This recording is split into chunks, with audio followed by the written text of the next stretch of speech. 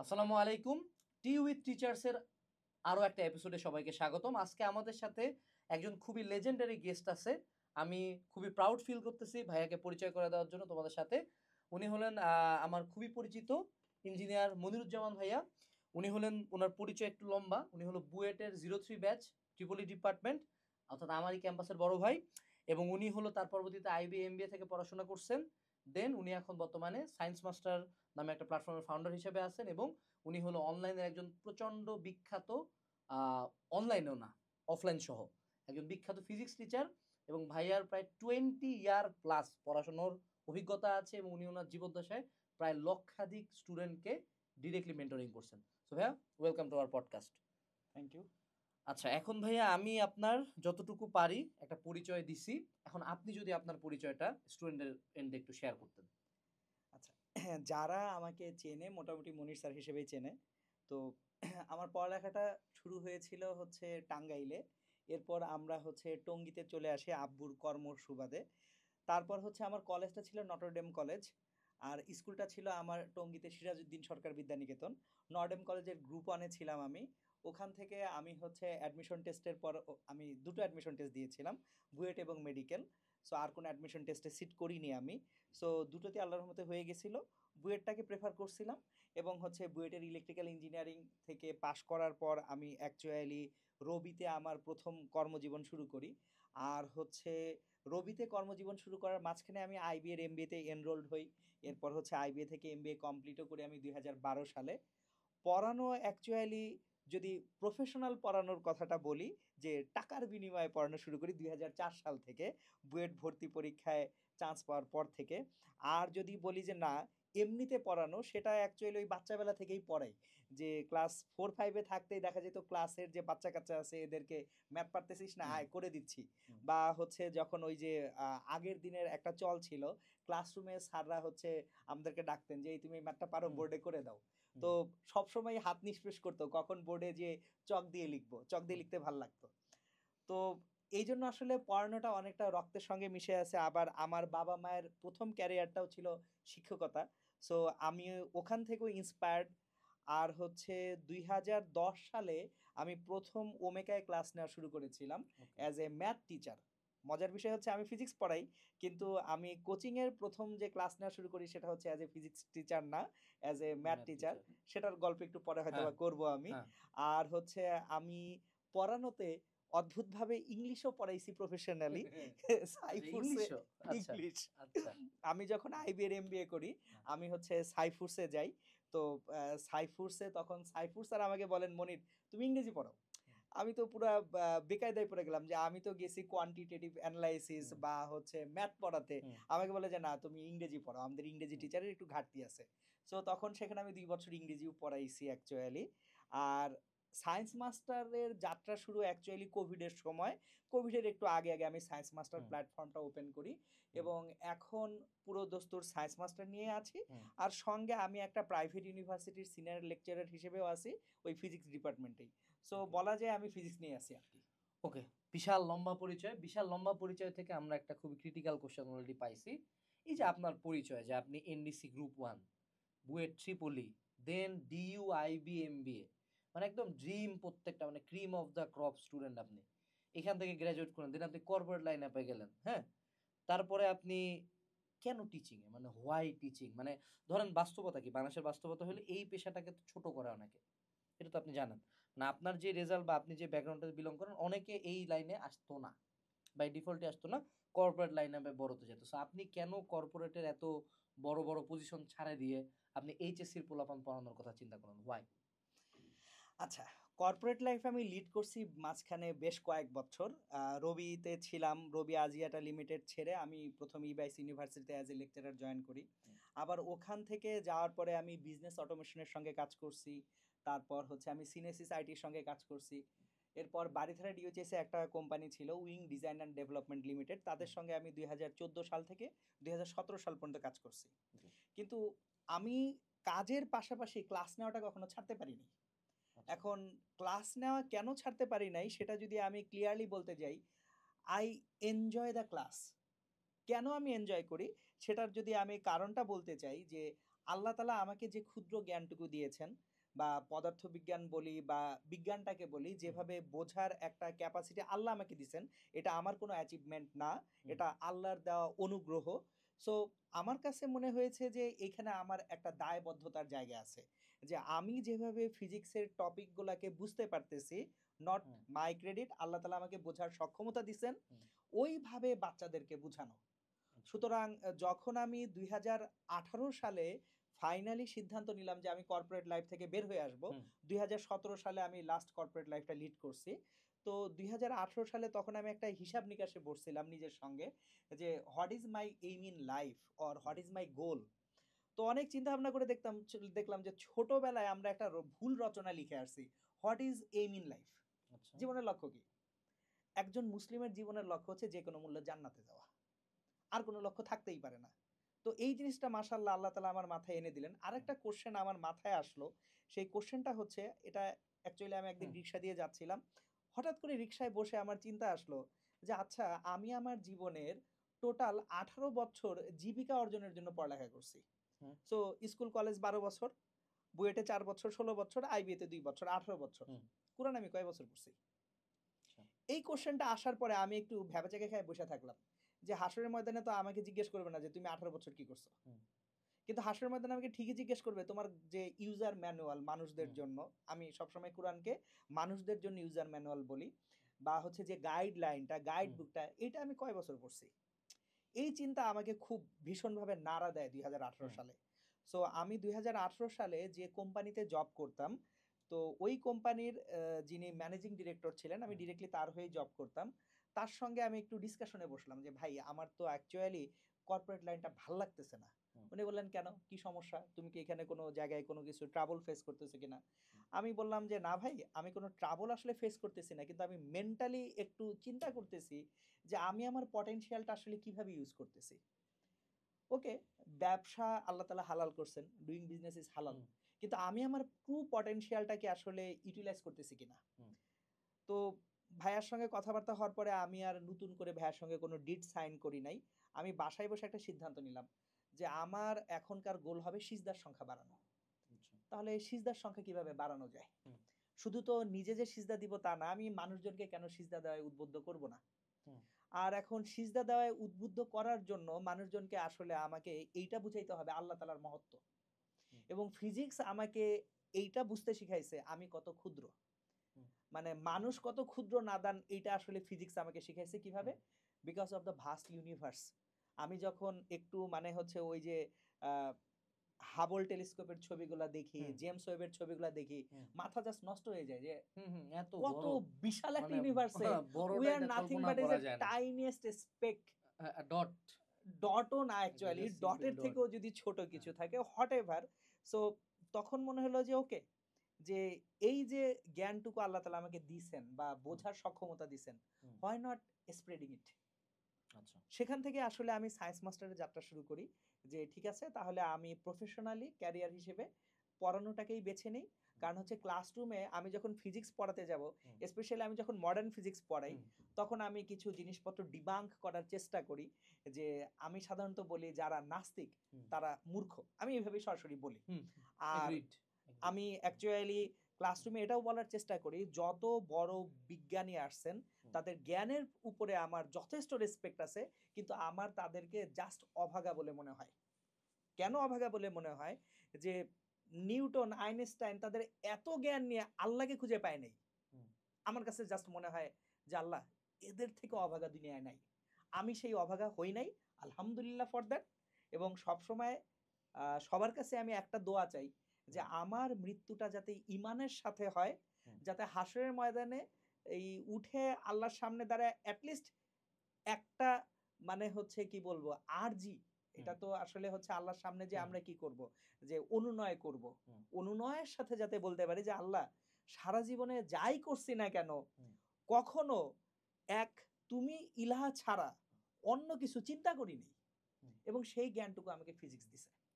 এবং এই ওকে। কারণেই ফিজিক্সকে ভালো লাগে। আচ্ছা ঠিক আছে। তার মানে আ ধার্মিক অ্যাসপেক্ট থেকে আপনার ধার্মিক প্লাস ওভারঅল সকল অ্যাসপেক্ট মিলে আপনার মনে হইছে পড়াশোনার দিকে আগানো। এটা যথেষ্ট ডিফারেন্ট একটা অ্যাসপেক্ট। কারণ নরমালি আমরা যখন এই সেক্টরে মানুষজনকে ক্যারিয়ার আসতে দেখি, মেজরিটি অফ দ্য টাইম হয় তার লাইফে অন্য কোনো অপশন থাকে না। পড়াশোনা, একাডেমিয়া পুরাপুরি ডিস্ট্রয়েড, আমার যেমন অবস্থা। আর অথবা এমন হয় যে এই জায়গাটার যে কাঁচা টাকাটা, হ্যাঁ? এটা অনেকেই লোভটা সামলাইতে পারে না। তো এই কারণে একবার এখানে যে ঢুকে সে অন্য কোনো জায়গায় যাইতে পারে না। বাট আপনার লাইফ স্টোরি পুরাপুরি ডিফারেন্ট। আপনি অলরেডি অন্যান্য জায়গায় কাজ করছেন। দেন ওটা ছাড়ে আপনি এখানে আসছেন। সো কংগ্রাটস অন দ্যাট ভাই। এখন আচ্ছা, এখন কোয়েশ্চেন হলো আপনি আপনার কথার মধ্যে প্রচুর ধার্মিকতা আনছেন। ইসলামকে আনছেন, মহান আল্লাহ তাআলাকে আনছেন। এই জায়গাটা থেকে আমার একটা কোয়েশ্চেন থাকে যে, যখন আমরা এরকম ধার্মিক মানুষ দেখি, অনেকের থাকে যে লাইফটা আগে অন্যরকম একরকম লাইফ লিড করতো। দেন মহান আল্লাহ তাআলাকে তাকে ঈমানের পথে আনেন। একটা কনভার্সন হয়। সাডেন তাদের লাইফস্টাইল চেঞ্জ হয়। আপনি কি শুরু থেকে বুয়েট লাইফে শুরু থেকে এরকম ছিলেন? নাকি আপনার মধ্যে এই কনভার্সনটা আসছে? আচ্ছা, এইখানে তাহলে আমি একটু পিছন থেকে হ্যাঁ। স্টোরিটা বলি। হুম, স্টোরিটা হচ্ছে যে আমি আগে একটা হাদিস উদ্ধৃত করে নিব। হুম, তো হাদিসটা হচ্ছে আমি প্রপার রেফারেন্স গুলা দিতে পারতেছি হুম। না। হাদিসের মোরালটা হচ্ছে এরকম যে আল্লাহ তাআলা তাদেরকেই ক্ষমা করবেন যাদের পাপটা পাবলিক না। আচ্ছা, সো আমি কখনোই আমার কোনো পাপের কথা কারো কাছে বলব না। আচ্ছা। এটা হচ্ছে ঈমানদার হিসেবে আমার ভয়ংকর রকমের দায়িত্ব এবং কর্তব্য। ১ আর ২ নাম্বার হচ্ছে যে যেহেতু আ অন্য অনেকে আছেন হয়তোবা আ একভাবে থাকেন, আরেকভাবে থাকেন। হুম, আলহামদুলিল্লাহ আল্লাহ তাআলার এটা দয়া। আল্লাহ তাআলা আমাকে যে ফ্যামিলিতে পাঠিয়েছেন। আমরা তো হুম, বাবা-মা নিজেরা চুজ করে আসি না। আল্লাহ হুম, তাআলা আমাদেরকে পাঠান। হুম, আল্লাহ আমাকে খুব দিনদার একটা পরিবারে পাঠিয়েছেন। সো আমার ছোটবেলা থেকেই আমার ঘুম ভাঙতো সকালবেলা আব্বুর কুরআন তেলাওয়াত শুনে। যে হুম, আমার সকালবেলা হয়তোবা মানে হচ্ছে আব্বা ফজরের নামাজ পড়ে কুরআন তেলাওয়াত করতে বসছেন। তারপরে হুম, আম্মু এসে আমাকে ডাকতেন, "এই ওঠ ফজরের নামাজ পড়তে হবে।" হুম, আর আমি আমার আম্মুকে তো ছোটবেলা থেকেই দেখতাম যে সম্পূর্ণরূপে পর্দা পুশিদা হুম, হারাম মাহরাম, নন মাহরাম মেইনটেইন করতেন। সো আসলে ছোটবেলা থেকেই আলহামদুলিল্লাহ এই প্র্যাকটিসটার মধ্যে বড় হয়েছি এবং আহ আল্লাহ তাআলার দয়া বা অনুগ্রহ যে ছোটবেলাতেই আল্লাহ আমাকে কুরআন শরীফ পড়ার সুযোগ করে দিছেন। হুম, কুরআন অর্থসহ পড়ার সুযোগ করে হুম, দিছেন। আমি রাসূল সাল্লাল্লাহু আলাইহি সাল্লামের জীবনী খুব ছোট বয়সেই পড়তে পারছি। হুম, আমার আব্বু আম্মু উদ্বুদ্ধ করছেন।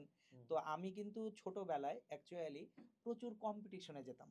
আচ্ছা। তো এই কম্পিটিশন গুলার কম্পিটিশন মধ্যে বলতে কি অলিম্পিয়াডস? নো অলিম্পিয়াডস। আমি আমার লাইফে কোনো অলিম্পিয়াডে যাই তাইলে? নাই। আমি সবসময় যেতাম হচ্ছে বিভিন্ন রকম প্রতিযোগিতা বলতে যেমন রাসূল সাল্লাল্লাহু আলাইহি ওয়াসাল্লামের জীবনীর উপরে ওকে, রচনা লেখা ওকে। প্রতিযোগিতা হুম। বা হচ্ছে ইসলামিক ফাউন্ডেশনের বিভিন্ন প্রতিযোগিতা। গজল হ্যাঁ, এসব। আমি অ্যাকচুয়ালি গজলে যাই নাই। হুম, আমি উপস্থিত বক্তৃতা করতাম। আচ্ছা। আমি বিতর্কিক ছিলাম। হুম, মানে হচ্ছে বিতর্ক করছি আমি হুম, এবং এরপর হচ্ছে আমি সাধারণত সবচেয়ে বেশি পার্টিসিপেট করতাম সাধারণ জ্ঞান প্রতিযোগিতায় এবং সেগুলা ওকে। ইসলামিক জ্ঞান।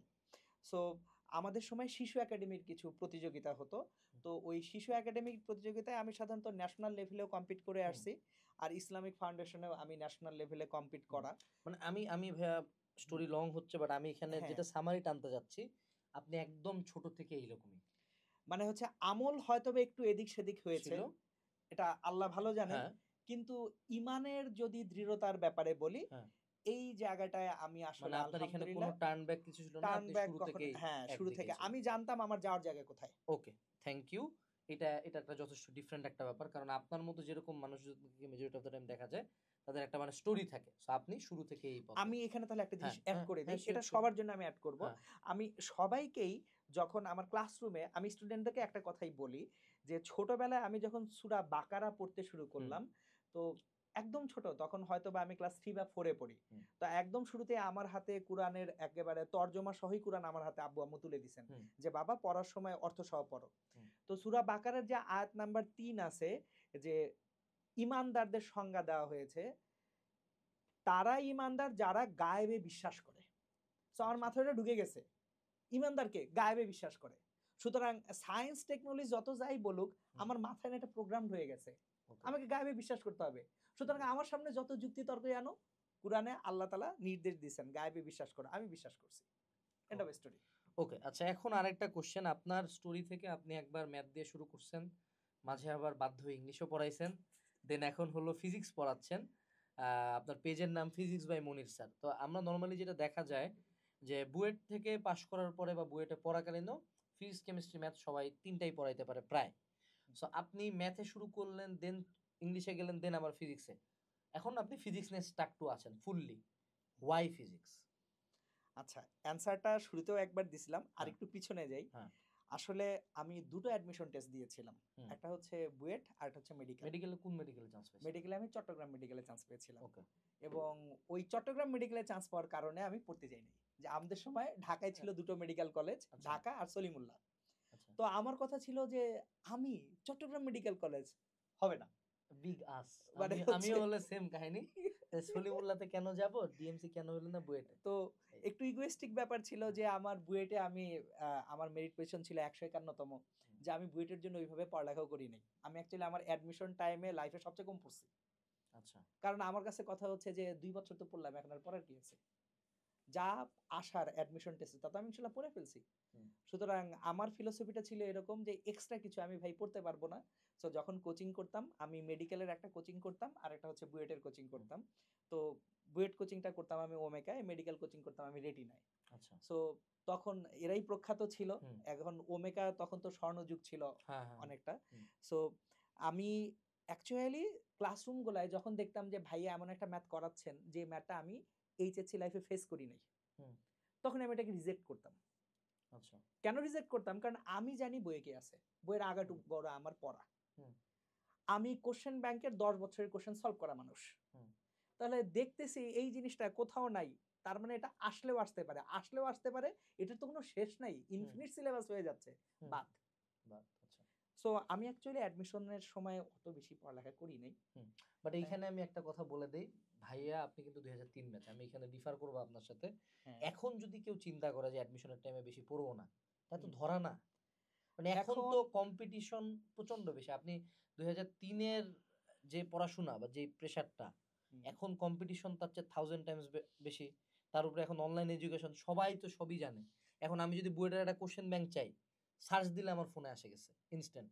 আমি বুয়েটের ভাইয়ার কাছে পড়তে চাই, 1 ক্লিক অ্যাওয়ে। সো আমি তো সব এখন তো মানে ওভারঅল প্রায় সবাই সেম লেভেলে আছে। বাট ৩ সালের দিকে কি আমার আমার তো মনে হয় না যে কম্পিটিশন এই লেভেলে ছিল বা এটলিস্ট আপনাদের কাছে অ্যাক্সেসিবিলিটিটা, যে প্রিপারেশন নেওয়ার যে অ্যাক্সেসিবিলিটিটা, সেটা তো তখন ওরকম ছিল না। তো আমার তো মনে হয় যে এটলিস্ট এখন যদি কেউ এই চিন্তা করে যে না শুধু ২ বছর পড়বো আর অ্যাডমিশন টাইমে খুব একটা প্রেশার দিব না, আমার তো মনে হয় না যে হবে। এটাতে আপনার কি মতামত? আমার মতামত হচ্ছে আমি তোমার সঙ্গে এগ্রি করতেছি না। আচ্ছা। কেন এগ্রি করতেছি না সেটাও বুঝাইয়া বলি। Hmm. At the end of the day chance পাওয়ার জন্য খুব বেশি কিছু লাগে না। এটা যারা চান্স পাইছে তারা খুব ভালো এটা তো মতো জানে। এইটা তো আমিও এগ্রি করি। চান্স পাওয়ার জন্য হ্যাঁ, খুব একটা বেশি লাগে না। এখন এইটা অ্যাকচুয়ালি আমরা যারা কোচিং এর সঙ্গে জড়িত হুম। নিজেরাই নিজেদের একটু বদনাম করি। হ্যাঁ। আমি ২ বছর যা পড়ছি, হুম। এখন যদি অ্যাডমিশন সিজনে সেম জিনিস ভাইয়ারা আমাকে পড়ায় আমি হ্যাঁ, কোচিং এ যাব না না। কোচিং এ যাবো না। হ্যাঁ, এটা তো করতে হয়। কিন্তু এইজন্যই তো হ্যাঁ, আচ্ছা, এইটা এই জায়গায় তো আমি এখন সেম টপিকে আসলাম। আমি আমি তো একটু আমি শেষ তো করি হ্যাঁ, হ্যাঁ, ভাইয়া। বলেন। সো তাহলে হচ্ছে এখন ওই যে ক্লাসরুমে ভাইয়াদেরকে দেখাইতে হবে, ক্রেডিট নিতে হবে। হুম, দেখছো এই কোশ্চেনটা বুয়েটে আসছে তুমি পারো না। হ্যাঁ, হ্যাঁ। হয়তোবা ওই কোশ্চেনটা ওই বছর ওই যে কেউ ঘনকের চেষ্টাও সার্কিটটা, করে নাই। ঘনকের সার্কিট। হ্যাঁ, কেউ ওই বছর হয়তো ওটা চেষ্টাও করে নাই। তোমার হ্যাঁ, চেষ্টা করার দরকার কি রে ভাই? হুম, মানে হচ্ছে এইখানে আমি ডিরেক্টলি একটা জিনিস কোট করি। হুম, বুয়েটে চান্স পাওয়ার পরে ২০০৪ সালে হুম, আমি বুয়েটের একজন স্যারের কাছে, আমার এই মুহূর্তে নামটা মনে নাই। ওল্ড একাডেমিক বিল্ডিং এর তলায় স্যারকে একদিন যাই জিজ্ঞেস করি যে, "স্যার, হুম, প্রত্যেক বছর আপনারা আজাইরা ৫-৬ টা ম্যাথ দেন যেগুলো কেউই পারে না। কেন দেন?" হুম, স্যার খুব হাসি দিয়ে একটা জিনিস বললেন যে, "দেখো, তুমি আজাইরা ৫-৬ টা ম্যাথ ধরতে পারছো বইলাই তুমি হচ্ছে বুয়েটে আসছো।" হ্যাঁ, আমি বললাম, "স্যার বুঝি নাই।" বলে, "তুমি কি ওই আজেরা ৫-৬ টা ম্যাথ অ্যাটেম্প্ট নিছিলা?" আমি বলছি, "না স্যার কেন নিব? ওগুলো তো আজেরা ম্যাথ।" হুম। বলে, "এজন্য তুমি আজকে বুয়েটে আমার সঙ্গে কথা বলতেছো?" না এই সেম কথাটা জাস্ট আমি বলার কারণে আমাকে যে কি পরিমাণে গালি দেওয়া হয়। আমি কিন্তু অলওয়েজ এটা প্রিচ করি যে যা বইয়ের মধ্যে পড়ছি এগুলাই তো 75%। হ্যাঁ, যেকোনো ভর্তি পরীক্ষার পড়াশোনা কি একাডেমিক থেকে 75 বা 80 বা আরো বেশি। তাই না? ইয়েস। 10 to 20% প্রতি বছর ট্র্যাপ সেট করে। সব হ্যাঁ, ভার্সিটি জানে শুনে বুঝে ট্র্যাপ সেট করে যে বাবা তুই এটা আয়, অ্যাটেম্প নে, ৩ হুম, মিনিটের জায়গায় ১০ মিনিট খা, শেষ। তোর বন্ধু আর ৩ টা ম্যাথ করে ফেলুক ১০ মিনিটে তুই মার। হুম, এই যে এই সেম কাজটা কিন্তু এই কথাটা কিন্তু এখন অনলাইনে বা অফলাইনে টিচাররা খুব কম বলে। ওই যে আপনি বললেন সেম। যেমন আমি যদি কাউকে কোচিং করাইতে আসে বলি যে, "আরে শুনো এগুলা কিছু লাগবে না। ইসাক স্যারের বই পড়ো, হ্যাঁ? ইসাক স্যার, তপন স্যার ডান, বুয়েট ডান। আর কি এগুলা পারলেই লাগে না।" আমি তো হ্যাঁ, তাহলে তাহলে তাহলে তোমারে কেন আমি টাকা দিব ১০-১২ হাজার টাকা? তোমারে কেন আমি ১৮,০০০ টাকা দিব? তো ওইজন্য তখন আর কি মানে অনলাইনে বা অফলাইনে টিচারদেরকে ওই স্ট্র্যাটেজিতে না আমি আসতে হয়। একটু আমাদের পিছনের কথায় হ্যাঁ, ফিরি। হ্যাঁ। কোয়েশ্চেনটা ছিল আমাদের হ্যাঁ, যেটা ফিজিক্স কেন? ফিজিক্স কেন? ফিজিক্স হ্যাঁ, কেন? ফিজিক্স কেন? আমি ওই অ্যান্সারটা আগে একটু দিয়ে নেই। হুম, ফিজিক্স কেন অ্যাকচুয়ালি সেটা হচ্ছে আমার না বায়োলজি খুব পছন্দের সাবজেক্ট ছিল। আমি নটরডেমের গ্রুপ 1 এর এক মানে কি বলবো যে আমাদের গ্রুপ 1 এ তখনকার সময়ে আমাদের দুজনের বায়োলজি কম্পালসরি ছিল। হুম। মাত্র দুজন। আমারও বায়োলজি কম্পালসরি আর ছিল। হচ্ছে ম্যাথ ছিল অপশনাল। এটা তখনকার সেম। সময়ে চিন্তাও করা যাইত না। সো হোয়াটএভার বায়োলজি খুব প্রচন্ড পরিমাণে পড়তাম। খুবই ভালো লাগতো আমার বায়োলজি। বাট আমি ম্যাথ মাত্র ৫ টা বই সলভ করছিলাম। একাডেমিক জাস্ট ২ বছরের মধ্যে। ম্যাথ কম ভালো লাগে কেন? কোন হ্যাঁ, মানুষটা ৫ টা বই সলভ করে কারণ ভাই? হচ্ছে আমার বায়োলজির সাথে কম্পারিজনে ম্যাথ কম ভাল লাগতো। তাহলে বায়োলজি কয়টা পড়ছিলেন? বায়োলজি একটা বই। তাহলে বায়োলজি বোটানি ভালো হাসান স্যারের বই বায়োলজি পুরাপুরি। যদি কারো ভালো লাগে হ্যাঁ, একটা পড়লাম, ম্যাথ খারাপ লাগে ৫ টা পড়লাম। আচ্ছা উল্টা গেল এখানে না? আসি। ব্যাপারটা হচ্ছে যে আমার তো মানে হচ্ছে পাঠ্য বইয়ের বাইরেও অনেক বই পড়ার একটা আগ্রহ ছিল। হুম, সো বায়োলজিতে আমার বোর্ড পরীক্ষা হোক বা মেডিকেল অ্যাডমিশন টেস্ট হোক, হুম। এই জার্নির জন্য আমার একটা বই enough. Okay. I believed in that. Still I believe in that. হ্যাঁ, সো আমিও টিচ বোটানি আমি করি এটা। হাসান স্যারের বই পুরোটা পড়ছি। হুম, জুলজি তো গাজী আজমল স্যারের ক্লাস করছি। হ্যাঁ, সো নরডেম কলেজে আমাদের গ্রুপ 1 এ গাজী আজমল স্যার ক্লাস নিতেন। হুম, মানে আই এম ভেরি লাকি আমি যে টিচারদেরকে পাইছি মাশাআল্লাহ। যাই হোক, হুম, এখন হোয়াই ফিজিক্সের যদি আমি অ্যান্সারটা দেই, আমার যখন হচ্ছে বুয়েট এবং মেডিকেলে একসাথে হলো, তখন হুম, আমাকে একটা ডিসিশন মেক করতে হলো আমি এখন কোথায় যাব? হুম, আমি কি মেডিকেলেই যাব? ছোটবেলার আজন্ম যে লালিত হুম, স্বপ্ন সেটা হুম, পূরণ করতে? নাকি আমি বুয়েটে থাকব? হুম। সো আসলে ইগোর পাশাপাশি এই কোয়েশ্চেনটা যখন আমি নিজেকে করি, আমি তখন খুব ঠান্ডা মাথায় চিন্তাভাবনা করে ২ টো জিনিস আবিষ্কার করলাম। ১ আমি হুম, রক্ত দেখতে পারি না। রক্ত আচ্ছা। সহ্য করতে পারি না। সো ডাক্তারিতে যাওয়া যাবে না। ২ with due respect to others মানে আমি সম্মান রেখেই হুম, বলতেছি। আমার কাছে মনে হয়েছে যে বায়োলজিক্যাল সায়েন্সটা হুম, অন্য কোনো মেন্টরের সাহায্য ছাড়াও কিছুটা পড়া সম্ভব। কারণ আমি কলেজ লাইফে কোনো হ্যাঁ, টিচারের কাছেই পড়ি নাই। হুম, কিন্তু ম্যাথ বা ফিজিক্সে একজন ভালো গাইড, ভালো মেন্টর যদি না থাকে, তাহলে আসলে ম্যাথ বা ফিজিক্সের ডেভেলপমেন্টটা পসিবল না। এবং আমি নরডেম কলেজে আমাদের ফিজিক্স পড়াতেন হতেন সুশান্ত স্যার। সুশান্ত কুমার সরকার। স্যারের বইও ছিল আগে, এখন এই যে স্যারের বইটা নাই। তো সুশান্ত স্যারের কাছে আমি ফিজিক্স পড়ছি। তারপর আমাদের সময় তিতাস স্যার ক্লাস নিতেন। তিতাস স্যারের কাছে ফিজিক্স পড়েছি। এরপর ম্যাথে আমি বলব যে আমার ম্যাথের ডেভেলপমেন্টের পিছনে সবচেয়ে বড় অবদান যার, ১ম এ হচ্ছে আমার বাবা। ছোটবেলা থেকে আমার বাবা আমাকে ম্যাথ করাতেন। হুম, তারপর আমার বড় ভাই আমাকে ম্যাথমেটিক্যাল লজিক গুলা বুঝতে সাহায্য করতেন। আর হচ্ছে নরডেম কলেজে বিশ্বজিৎ স্যার আমাদের গ্রুপ 1 এর ম্যাথ ক্লাস নিতেন। আমার অনেক অসাধারণ ভালো লাগতো কারণ স্যার এত গুছিয়ে পড়াতেন।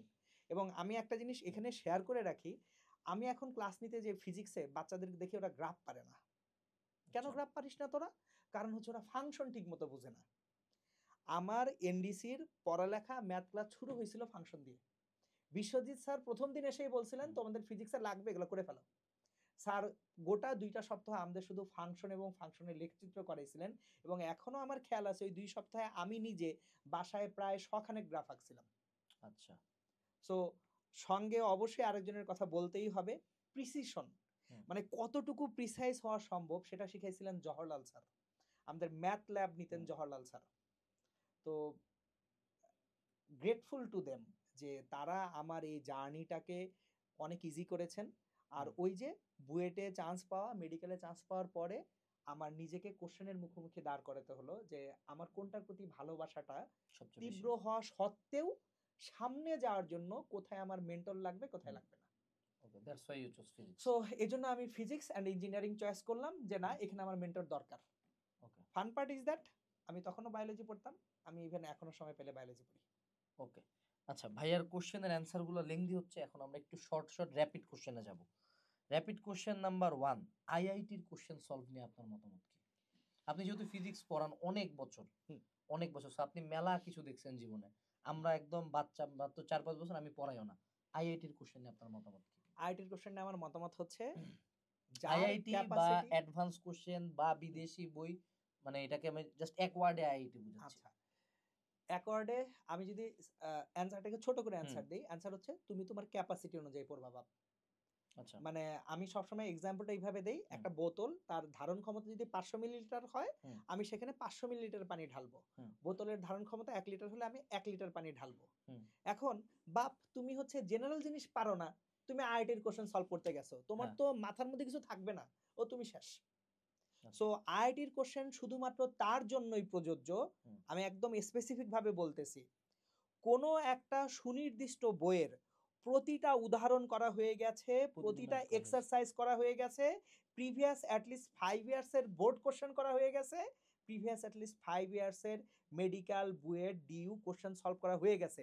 এরপরও তার হাতে সময় আছে, হ্যাঁ সে যে আইআইটির কোশ্চেন করবে। হ্যাঁ এখন বাপ তুমি নিজেকে কোশ্চেনটা করো, আমি যেগুলা বললাম এগুলা এগুলা করার করছো পরে কিনা তোমার এই সময় থাকে এই কিনা। এই যে দেখো আমি কিন্তু ভাইয়ের সাথে পডকাস্টের আগে আমরা জাস্ট একটা প্ল্যান করছি, কোনো স্ক্রিপ্ট থাকবে না, জাস্ট কোশ্চেন থাকবে, কোশ্চেন করব আনস্ক্রিপ্টেড।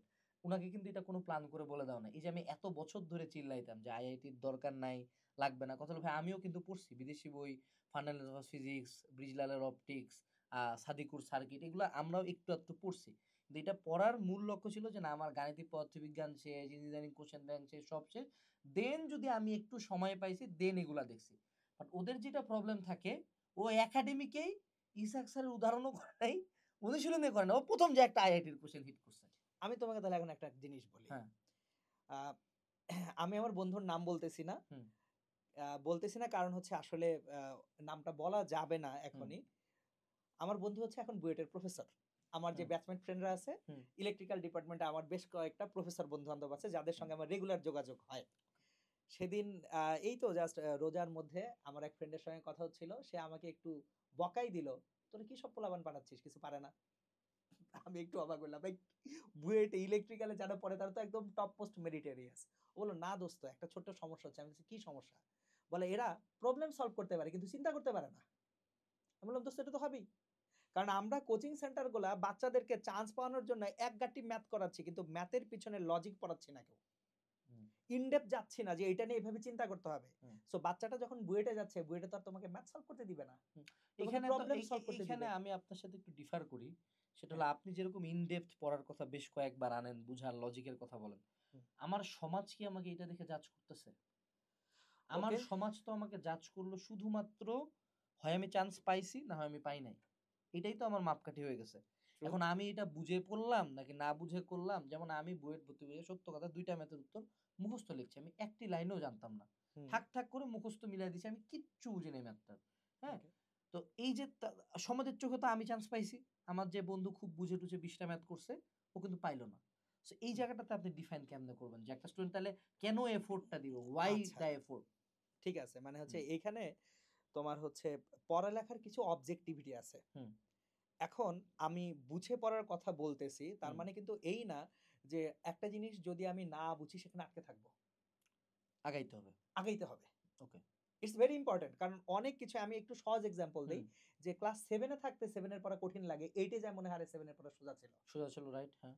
একইভাবে ফার্স্ট ইয়ারে পড়া কঠিন লাগে, সেকেন্ড সেকেন্ড ইয়ারে ইয়ারে হ্যাঁ উঠে ফার্স্ট ইয়ারের পোলাপানরে হ্যাঁ বলা যায়, হ্যাঁ, এই বেটা বোঝোস না, এটা তো সোজা। এটা তো সোজা, হ্যাঁ সো হ্যাঁ প্রবলেমটা যেখানে হয় সেটা হচ্ছে আমরা যখন অনেক ম্যাথ করতে যাই হুম উইদাউট নোয়িং দ্য থিওরিস, হুম হ্যাঁ আমি চান্স পাবো, হ্যাঁ এটার চান্স। সঙ্গে আমি ডিফাই করতেছি না, ডিনাই করতেছি না, হুম বাট আমি ডিরেক্ট কোট করতেছি, আমার বুয়েটের প্রফেসর ফ্রেন্ড কিন্তু বলতেছে যে বাচ্চাদের অ্যানালাইটিক্যাল অ্যাবিলিটি কমে গেছে, ওকে, লং টার্মে প্রবলেম তো তৈরি হচ্ছে আমার।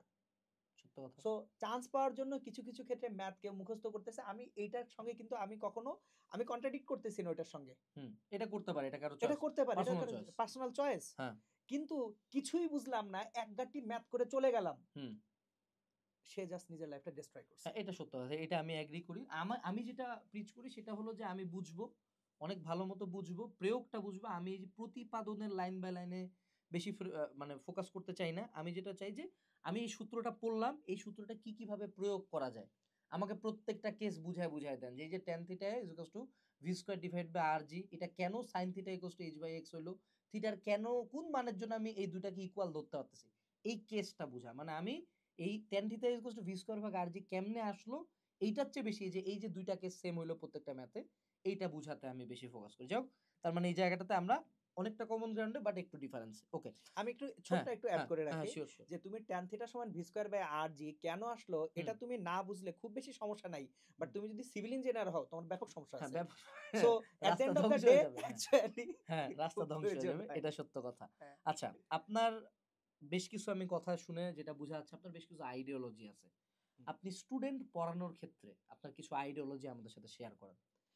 আচ্ছা, স্টুডেন্ট পড়ানোর ক্ষেত্রে আমার প্রথম আইডিওলজি হচ্ছে, প্রথম এবং সবচেয়ে বড় আইডিওলজি, আমি যে কোনো স্টুডেন্টকে বলি বাবা প্রথম যে কাজটা করবা না সেটা হচ্ছে আরেকজনের দিকে তাকায়ও না। তোমার কোনো লাভ নেই, নিজের দিকে তাকাও। সবসময় আমার নিজের দিকে তাকাতে হবে যে আমার গ্যাপগুলা কই। I have to be a better version of me. That's the thing. যে কেউ যদি লাইফে উন্নতি করতে চায় আমার ওই সাজেশন একটাই ওকে, সেকেন্ড যে নিজের দিকে তাকাও, এটা হচ্ছে ফার্স্ট। সেকেন্ড সেকেন্ড হচ্ছে লেগে থাকতে হবে, হাল ছাড়া যাবে না। What ever the scenario is, আমি হাল ছাড়ছি মানে এগুলো আমি তো পিছিয়ে গেছি। সাজেশন হচ্ছে, আপনি আপনার আইডিওলজি বলেন। সাজেশন মানে আমার আইডিওলজি, ওকে, এগুলো ঠিক আমি আছে, ফলো করে আসছি। তাহলে তো কমন গ্রাউন্ড। থার্ড, হ্যাঁ, থার্ডটা হচ্ছে রিভিশন।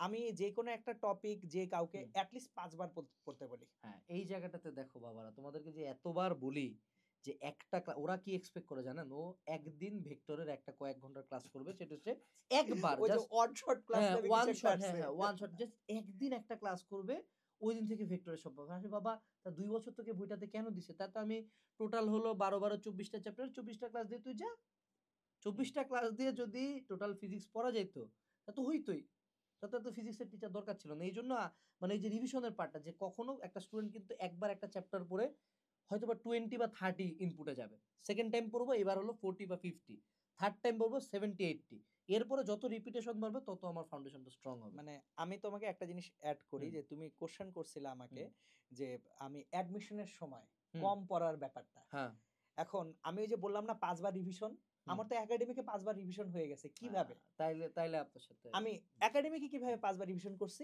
সেটা একটু বুঝায় বলি। হুম, যেদিন ক্লাস হচ্ছে হুম। ওই দিনে আমি রাত্রে বাসায় যেয়ে ওটা পড়তাম। এই কাজটা এরা কেউ করে না, কখনো কেউ হ্যাঁ, করে না, এরা এখন কেউ করে না। আমি এখন একটা জিনিস বলি, সেটা হচ্ছে হোয়াট আই বিলিভ ইন। হুম, সেটা হচ্ছে আমাদের memory is nothing but synopsis. Hmm, so নিউরনের সিনাপস গঠিত হবে, মেমোরি তৈরি হবে। হুম, হুম, তাহলে এই সিনাপস তৈরি করতে হবে আমাকে। হুম, সো ক্লাসে স্যার পড়াইছেন, আমি 7 দিন পরে খাতা খুলে যদি এক্সপেক্ট করি আমার মনে থাকবে, হ্যাঁ, আমার থেকে গর্ধবার কেউ নাই। আচ্ছা, সো আমার সবসময় স্টুডেন্ট লাইফের মোটিভেশন ছিল আজকে যা যা পড়ানো হয়েছে ক্লাসে আজকে পড়তে হবে, দিনের পড়া ফ্রেশ, দিনের পড়া দিনের দিনে পড়া পড়া, দিনে আমি দিনের রাত্রিবেলা পড়া পড়ে দিনে ফেলছি, পড়া, রাইট। একবার রিভিশন শেষ। হুম, উইকেন্ডে পুরা উইকে যা পড়ছে আরেকবার রিভিশন করব। নাইস। 2 বার রিভিশন হয়ে হুম, গেছে। হুম, এরপর হচ্ছে কলেজের যে আমরা তো হুম, নটরডেম কলেজে কুইজ দিতাম, কুইজে হুম, একবার রিভিশন হইতো 3 3 বার, বার। হুম, তারপর হচ্ছে আমার যে সেন্টআপ 1 এর আগে ফার্স্ট সেমিস্টারে একবার হ্যাঁ, রিভিশন হইছে হুম, 4 বার, সেন্টআপ 1 এ একবার রিভিশন হইছে 5 বার। ওকে। সো তো আমার এই 5 বার ভিডিওতে তুমি একাডেমিকে যদি আর রিভিশন। একটা কথাও না শুনো, জাস্ট এই কথাটা একটু শুনো, তোমার লাইফ চেঞ্জ হয়ে যাবে। এই জিনিসটা তোমাদেরকে কেউ বুঝাইতে পারে না যে রিভিশন দিতে হয়। অনেকে বলে যে ভাইয়া আমি একটা চ্যাপ্টার পড়ছি, 1 মাস পরে ভুলে গেছি। আরে বাবা, এটা তো যে কেউ ভুলে যাবে। কোন মানুষটা 1 মাস আগে একটা চ্যাপ্টার ভেক্টর বা যেকোনো একটা চ্যাপ্টার পড়ার পর 1 মাস পরে কার খেয়াল আছে?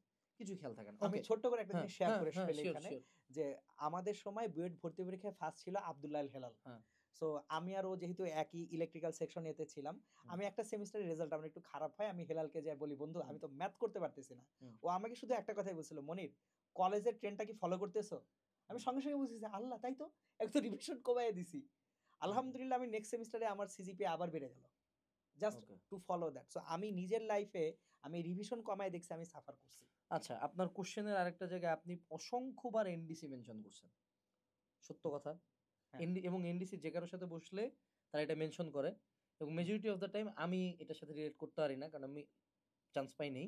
এখন কথা হলো এই যে আপনি একে নিজে এনডিসি স্টুডেন্ট এবং আপনি মতিঝিলে পড়ান। আপনার এখানে বেশ কিছু, আমি যেদিন গিয়েছিলাম আমি এনডিসির বেশ কিছু টপ লেভেলের স্টুডেন্ট দেখছি। সো হয়তোবা তারা গ্রুপ 1 এরই। অনেক গ্রুপেরই পোলাপান অনেক আমার গ্রুপেরই কাছে থাকে, পড়ে আর কি। এবং গ্রুপ হ্যাঁ, 1 এর একটা সিগনিফিক্যান্ট নাম্বার অফ স্টুডেন্টস আপনার সাথে কানেক্টেড। সো আপনি গ্রুপ 1 এর স্টুডেন্টদেরকে নিয়ে কাজ করেন। আপনি তাদের কিছু ডিস্টিংটিভ কোয়ালিটি বলেন, যেটা বাংলাদেশের আপামর অন্যান্য জেলার যে মফস্বল শহরের স্টুডেন্টরা এই কোয়ালিটিগুলো যাতে ফলো করতে পারে অ্যাজ এ নটরডেমিয়ান এবং অ্যাজ এ মেন্টর টু নটরডেমিয়ানস।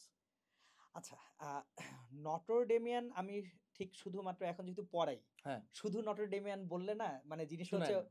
অন্য বাচ্চারা মন খারাপ করবে এবং এটা হ্যাঁ, আসলে আমার জন্য উচিত হবে না। ওকে। আমি ওভারঅল সারা বাংলাদেশের যদি ভালো ছাত্রদের হুম, প্যাটার্ন বলতে যাই, যে হুম, ভালো শিক্ষার্থী যারা, হুম, তারা আমার কাছে মনে হয় ২ টো কারণে এগিয়ে থাকে। ওকে। ১, কন্টিনিউয়াসলি নিজের দুর্বলতা খোঁজা। হুম, যে আমি কোথায় উইক, হুম, কোনটা পারতেছি না। হুম, সো রিসার্চটা নিজেকে নিয়ে করা। হুম, আর ২ হচ্ছে এরা কখনো টায়ার্ড হয় না। ওকে। টায়ার্ড হওয়ার কোনো সুযোগ নাই। আমি হুম, একটু বুঝাইয়া বলি যে আজকে সেমিস্টার ফাইনাল হয়ে গেছে। হুম, ফার্স্ট সেমিস্টার শেষ। হুম। ওকে চিল। নো, ইউ ক্যান নট চিল। ওর সাথে, সাথে ভাইয়া আরেকটা আপু করেন। চিল করার কোনো টাইম নাই। হুম, আজকে সেমিস্টার ফাইনাল হয়েছে তো কি হয়েছে? আজকে রাতে একটু রেস্ট নাও তুমি, সমস্যা নাই। হুম, রেস্ট নিয়ে আবার পড়তে বসো। আর আরেকটা বড় জায়গা আছে, হুম। সেটা হচ্ছে এখনকার বাচ্চা-কাচ্চাদের আমি দেখছি, আমার স্টুডেন্টদের মধ্যেও দেখছি, হুম। পরীক্ষার আগের রাতে ধুমায়া পইড়া ফাটাইয়া ফেলে। হুম। এই ৭-৮ দিনে তার যে এত এনার্জি যায়, এরপরে ১০ দিন আর পড়তেই পারে না। হুম।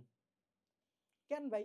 তুমি ১০ দিন আগে থেকে পড়াটা শুরু করো না। না এদের পড়ার কাজটা কেমন? একদিন ১০ ঘন্টা তারপর দিন নাই। আবার ১০ মানে এই আপ ডাউন কোন একটা কনসিস্টেন্ট কার্ভ এরা থাকবে না কখনো। আমি ওদেরকে একটা তাহলে এক্সাম্পল হ্যাঁ, দিয়ে দেই। হ্যাঁ। দেখো সবাই এটাই মনে রাখো, হুম। আমি ক্লাস 10 এ থাকতে আমার স্কুলে যখন পড়তাম, হুম। আমার স্কুলের তখন শিক্ষার্থী ছিল আমার ক্লাস 10 এ ১১৯ জন। হুম। আমি আলহামদুলিল্লাহ ১১৯ জনের প্রত্যেকের নাম জানতাম, রোল হুম। নাম্বার সহ। যে হুম। এর নামেই, এর রোল নাম্বারেই। হুম। এখন ১১৯ জনের এই নাম, রোল নাম্বার আমি মুখস্থ করেছি কত দিনে? ২ হুম। বছরে।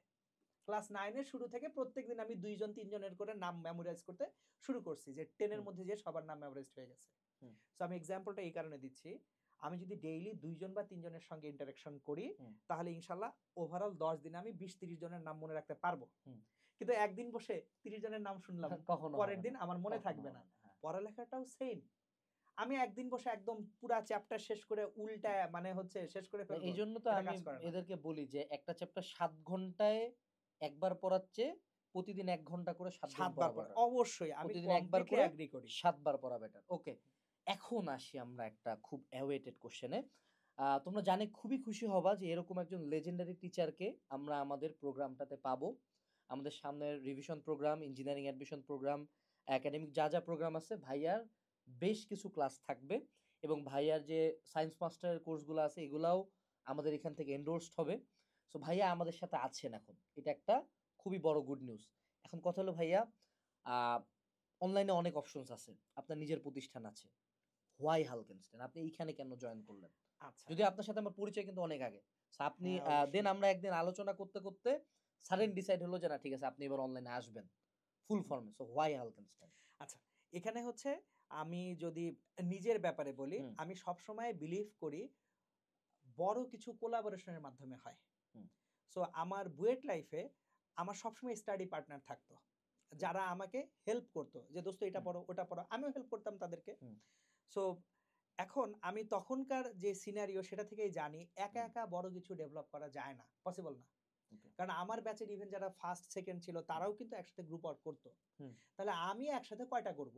আমি কি ক্লাসরুমের কোয়ালিটি কনটেন্ট এনশিওর করব? হুম। নাকি আমি মার্কেটিং স্ট্র্যাটেজি এনশিওর করব? সো যেহেতু অনলাইনে আমাকে আসতে হবে, আর হুম। অনলাইনে কেন আসতে হবে সেটাও আমি বলি যে, এটা আমার দায়বদ্ধতার জায়গা আমার মনে হয় যে, এখন সবাই আসলে এলোমেলোভাবে যা করতেছি, হুম। এইটা আসলে প্রপার এডুকেশন না। ওকে। সো প্রপার এডুকেশনটা হচ্ছে একটা ফরম্যাটেড ওয়েতে গুছানো থাকবে। হুম। বাচ্চাদের মাথার উপরে প্রেশার কম পড়বে। হুম। ক্যাপাসিটি অনুযায়ী ডেভেলপমেন্ট হবে। হুম। এবং আমি আসলে গার্ডিয়ানদেরকেও কিছু হুম। মোটিভেশন দিতে চাই যে এট the end of the day বাচ্চাটা আপনার। মানে হুম। আপনার বাচ্চাটা খারাপ করলে অবশ্যই আপনার খারাপ লাগবে। কিন্তু বাচ্চাদের উপরে যেভাবে আমরা র‍্যান্টিং করি এখন, হুম। যেভাবে কম্প্যারিজন করি, হুম। এইটা ঠিক না। আনজাস্টিফাইড। আচ্ছা। আমার বাচ্চা যদি চেষ্টা করার পরে ফেইল করে, হুম। তাহলে তাকে আমি বকবো না। ওকে। কখন বকবো? সে চেষ্টা করতেছে না, দুবাইয়ে মারো। হুম। হুম। চেষ্টা করতেছে না, মাইর দাও। হুম। কিন্তু চেষ্টা করার পরে পারতেছে না মানে আইদার ১ তার রিজিকে নাই, হুম। অথবা ২ তার ক্যাপাসিটি নেই।